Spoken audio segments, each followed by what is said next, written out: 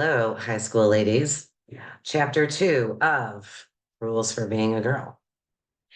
When we last left Marin, she had just gotten a ride home from her teacher. That's what they call it. So let's see what happens to her in chapter 2. All right, get started. Emily's party is 2 nights later. So Jacob picks me up in the Subaru his parents got him for his 17th birthday, and we swing by Chloe's house on the way. Hey, I say, putting her onto my seat as she settles herself in the back, unwinding her fuzzy scarf from around her neck. Ancient Whitney Houston croons on the stereo. The air in the car is heavy with the scent of the cologne Jacob swears he doesn't spray on the heating vents. Where were you this afternoon? I thought we were going to do layout stuff. Chloe shakes her head.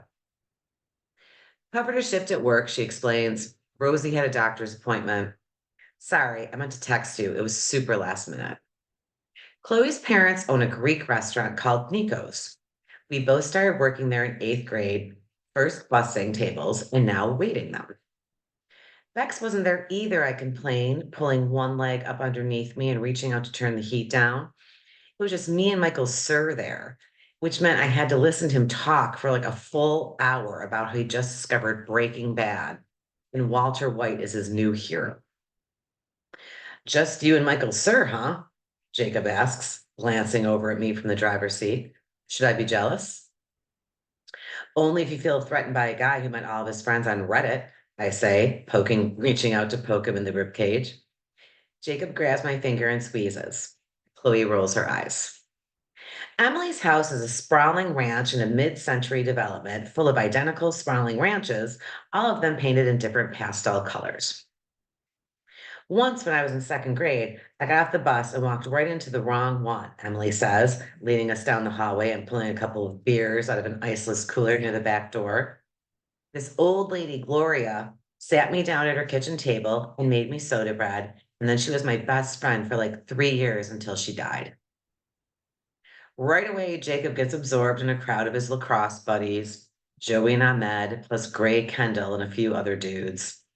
The rumor is Gray got kicked out of his fancy prep school last year for throwing the kind of wild parties where people wind up in the hospital for eating Tide Pods. In barely 2 months at Bridgewater, he's fooled around with what seems like basically every girl at school, an unending parade of hopeful-looking underclassmen hanging around outside the locker room on game days. It's deeply embarrassing for everyone, although I can admit he's ridiculously cute. Chloe and I make ourselves comfortable on the staircase that leads to the 2nd floor, listening to Cardi B rapping tinnily from the Bluetooth speaker on the coffee table. A couple of awkward-looking freshman guys cluster around a video on someone's cell phone. Slutty Deanna Montalto lounges on the sofa next to Trina Meng. Did you hear about the thing about Deanna and Tyler Ramos in the auditorium? Chloe asked quietly, running her thumb around the mouth of her beer bottle. I feel like she's basically the whole reason behind the new dress code memo. Oh my God, the no more knee socks thing? Emily asks, plunking down on the stair below us with a can of spiked seltzer in one hand. So dumb. So dumb, I agree. Like, explain to me how these delicate, precious boys supposedly going to be too distracted by our knees, of all things, to get any work done. I stand up and grab Jacob's arm over the banister, pulling him part way out of the scrum of lacrosse bros. Can I ask you a question? I say, lacing our fingers together. How exactly is us wearing tights instead of knee socks going to help you idiots learn better? It's not, Jacob says immediately, his grin wide and wicked. What it is going to interfere with is Charlie Rinaldi's robust side hustle of taking pictures of your skirts in the cafeteria and selling them online. Joey and Ahmed bust up laughing. Even Chloe cracks a grin.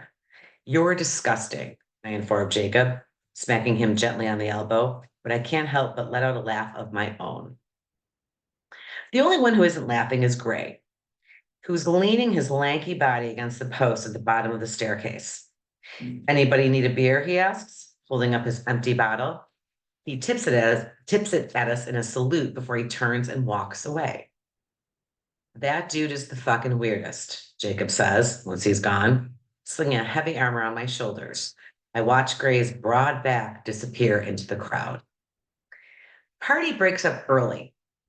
Turns out Emily Serrato's parents didn't know she was having one to begin with and weren't super thrilled when they came home from dinner and a show down in the theater district and found 24 teenagers sprawled all over their furniture.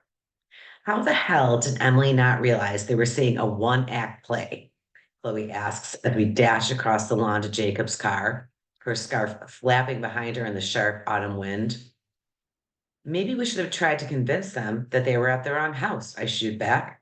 That cracks her up, which cracks me up. By the time we manage to get our seatbelts buckled, Jacob looks about ready to leave us both on the side of the road altogether. Take a little pity on your sober driver here. Sorry, I assure him, still giggling. I'm pretty sure he finds Chloe and me kind of annoying together, though he's too nice to say so. Let's go. Turns out all three of us are starving, so we swing through the 24-hour McDonald's for fries and milkshakes before heading over to Chloe's to drop her off. See you at work tomorrow, I ask, turning around in the passenger seat to look at her. Usually the two of us are on the same Saturday schedule, but tonight she shakes her head. I'm off tomorrow, she explains, prying her milkshake out of the cup holder and slinging her bag over one narrow shoulder. I'm spending the weekend at Kira's. I frown. Really? Kira is her slightly younger cousin who lives in Watertown and is super into her Greek Orthodox youth group. I know her from years of going to Chloe's birthday parties, and she's cool in a straight edge kind of way, but I definitely wouldn't call them super close. Why? She shrugs. My parents want us to be friends. I don't know. They're probably hoping she'll teach me to pray in Greek. Oh man, I tease. Good luck, Kira. Yeah, Chloe rolls her eyes.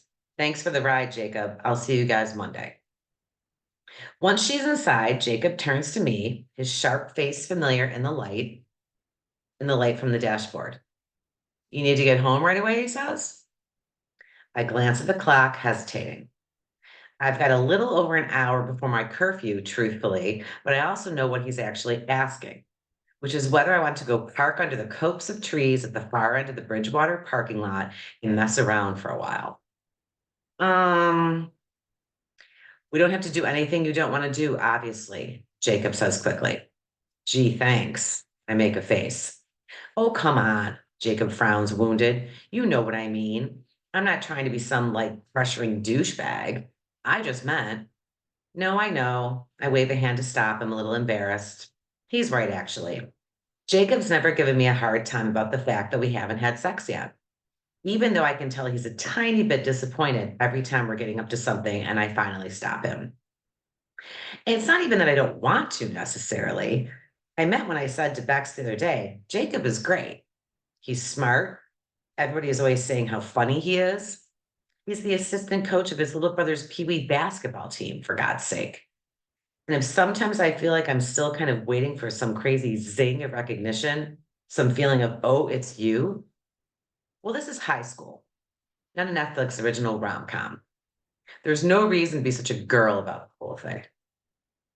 Finally, I sigh, reaching out with one finger and snapping Jacob's seatbelt lightly across his chest. Let's go, I tell him. Jacob grins. That is chapter 2. So I'm very excited to see what happens in chapter 3. Thanks for sticking with me.